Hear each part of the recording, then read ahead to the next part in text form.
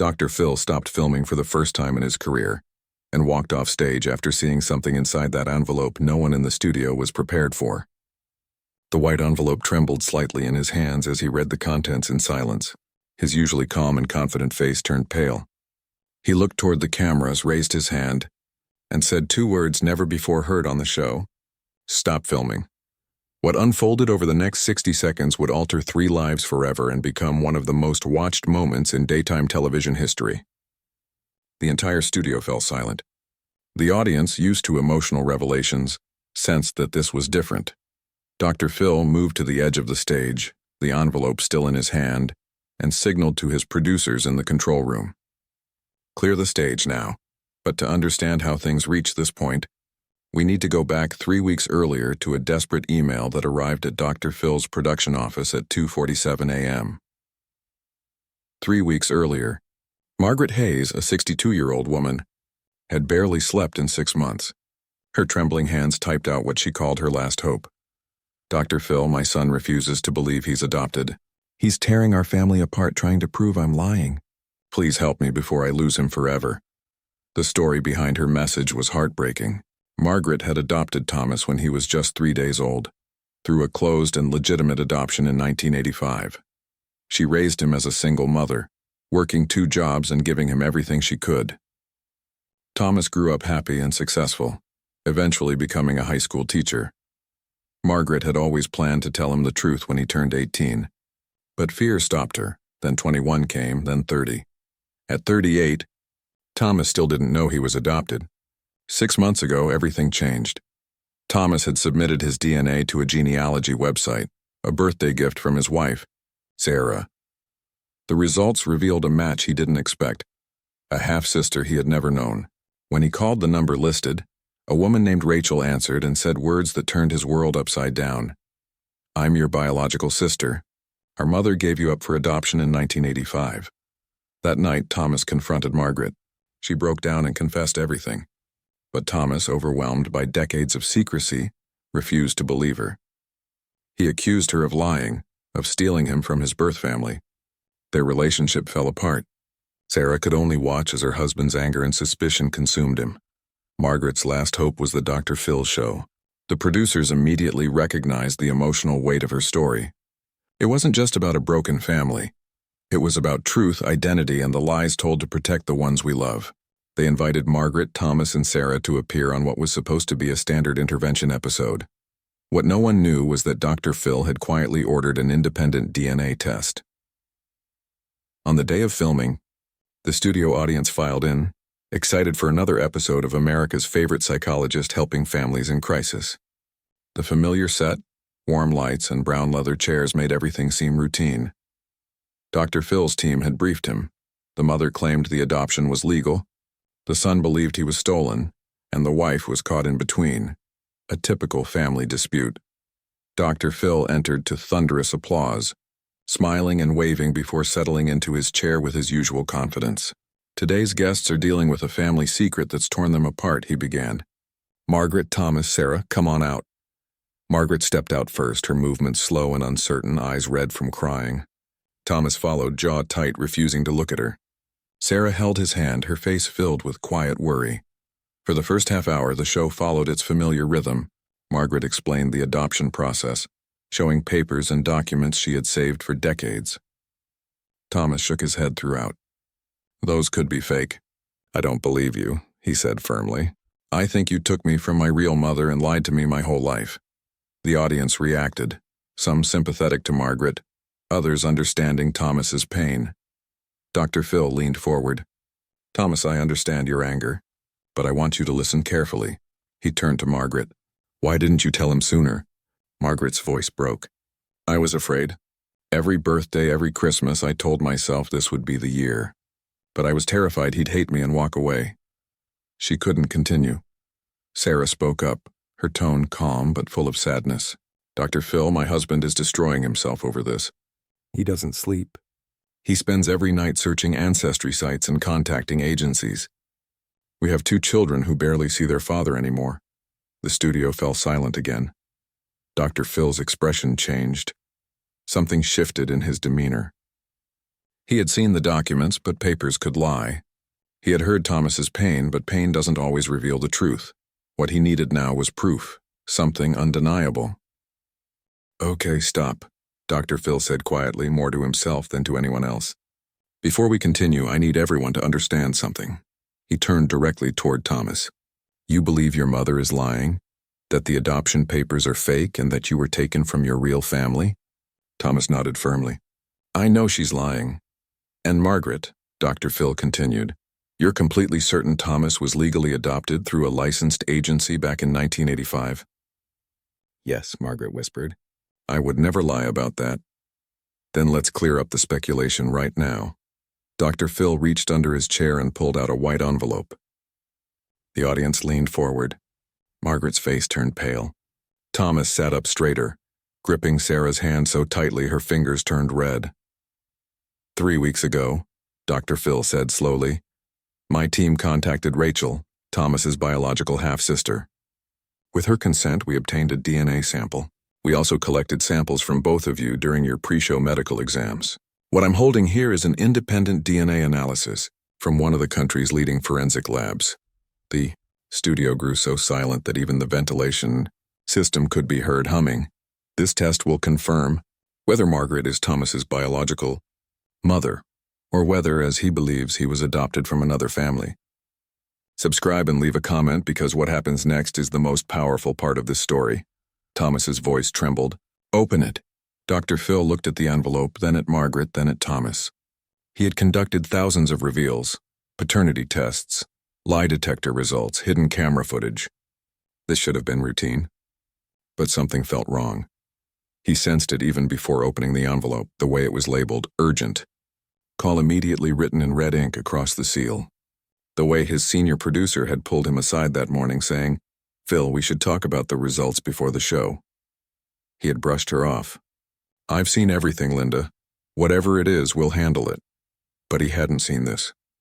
Dr. Phil broke the seal slowly and unfolded the single sheet inside. His eyes scanned the first line, then the next. He stopped, reread it, and his steady professional expression faltered. "Oh my God," he whispered. The audience stirred uneasily. Margaret's hands flew to her mouth. Thomas leaned forward. What does it say?" Dr. Phil didn't answer right away. He read the page a third time as if hoping the words would change. They didn't. When he finally looked up at Margaret for the first time in his career, the man who had guided thousands through crises didn't know what to say. Off camera, Dr. Phil made a decision no one expected. He stood abruptly. "Stop the tape." His voice was firm but shaken. "Stop filming right now." The studio filled with murmurs of confusion. Cameras kept rolling for a few seconds before the director called, "Cut!" "Stop cameras." Dr. Phil turned to his floor manager. "Clear the audience!" "Everyone out. This is now a private family matter." "Phil, we've never," the manager began. "I said clear them," Dr. Phil interrupted sharply. His authority left no room for argument. As the puzzled audience was ushered out, Dr. Phil returned to Thomas and Margaret. Sarah's face was streaked with tears, though she didn't yet know what the results said, only that it was bad. Dr. Phil knelt before them, the envelope still in his hand. When he spoke again, his tone was softer than anyone there had ever heard. "Thomas, Margaret, Sarah, what I'm about to tell you will change everything you thought you knew. And I need you to hear it without cameras, without an audience, without any of this." He gestured toward the empty studio. What happened next? No one in that room, or later watching from home, could have anticipated. Thomas's voice was barely above a whisper. "Just tell me, is she my real mother or not?" Dr. Phil took a slow breath. "The DNA results show that Margaret is not your biological mother." "You were right about that." Thomas let out a sound that was part relief, part sob. "I knew it. I knew she was lying." "Wait," Dr. Phil raised his hand. "That's not the entire truth. The test also compared your DNA with Rachel's, your biological half-sister." Margaret began to cry openly. "I didn't lie about the adoption." "I didn't. I believe you," Dr. Phil said firmly. "The adoption was legal. Everything you said was true. But Thomas, what makes this result so painful isn't the fact that you were adopted. It's who your biological family really is." He handed Thomas the paper. Thomas read it and his face shifted through a storm of emotions. Confusion, Disbelief and horror filled his face, ending in something that looked like his spirit breaking. The paper slipped from his hands. Sarah picked it up, read it, and gasped. The test revealed that Rachel wasn't his half-sister. She was his full sister, same mother, same father. But the most shocking part was written at the bottom of the report. An added note stated, "Genetic markers indicate subjects share identical ancestry on both maternal and paternal lines, consistent with long-term generational inbreeding.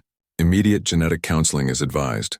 Rachel's family wasn't just biologically his. It was a family hiding a dark legacy that stretched across generations. They hadn't given him up for adoption because they couldn't care for him, but because they were trying to end a pattern of abuse and genetic damage that had persisted for decades. The agency sealed the records for a reason. Margaret had never known the full truth of what she had saved him from. Thomas looked at her differently now, not as someone who had lied, but as the woman who had rescued him from a fate he couldn't even imagine. "Mom," he whispered. It was the first time he had called her that in 6 months. "Share and subscribe," the narrator's voice said, "so this story is never forgotten." Dr. Phil sat with them for another hour after filming ended. No cameras, no audience, just a psychologist helping a family face the unimaginable. He brought in the show's genetic counselor to explain the report and guide them toward resources. He connected them with a therapist specializing in adoption and identity trauma.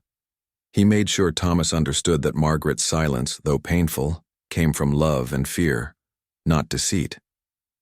Before they left, Dr. Phil did something rare. He handed Margaret his personal phone number. "If you ever need anything, and I mean anything, call me." Not the show, me. 2 weeks later, the episode never aired. Dr. Phil personally chose to pull it, overruling network executives who wanted to broadcast what would have been the most watched episode in the show's history. "Some things," he told them, "matter more than ratings. That family's privacy is one of them."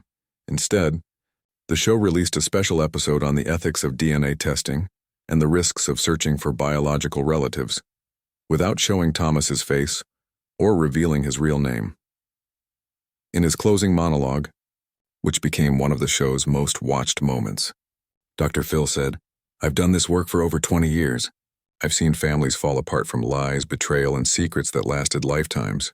But I've also learned that the truth doesn't always set you free. Sometimes it's a weight too heavy to carry alone."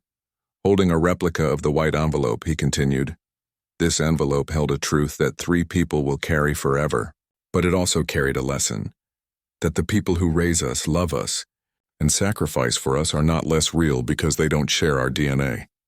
In many ways, they're more real because they chose us." 3 months later, Dr. Phil received a letter from Thomas. With permission, he shared parts of it in a follow-up episode. "Dr. Phil, I spent 6 months hating the woman who saved my life. When you stopped filming, I thought you were defending her, but you were protecting all of us. You gave us space to process something that would have destroyed us if the world had been watching. My mom, and she is my mom, is the only family I've ever needed. Thank you for showing me that before it was too late." Margaret later framed the adoption papers Thomas once called fake and hung them in her living room. Thomas sees them every Sunday during family dinner. Sarah says her husband now sleeps peacefully. The white envelope rests in Dr. Phil's office, unsealed and empty, a reminder of the day he chose compassion over content. Years later, when asked about defining moments in his career, Dr. Phil always mentioned this one. "We live in a world obsessed with sharing everything, every secret, every pain. But some truths are sacred. Some pain deserves privacy. That day, I learned that the most powerful thing I can do isn't putting someone on television. Sometimes it's turning the cameras off and just being human." The lesson wasn't only for Thomas and Margaret. It was for everyone watching. Family isn't about shared genes. It's about who shows up, who stays, and who loves you when the truth feels unbearable. Sometimes, the deepest act of love is protecting someone from a truth they never needed to face. This video is a work of fiction inspired by real-life themes. Names, characters, and events are fictional. Any resemblance to real persons is purely coincidental.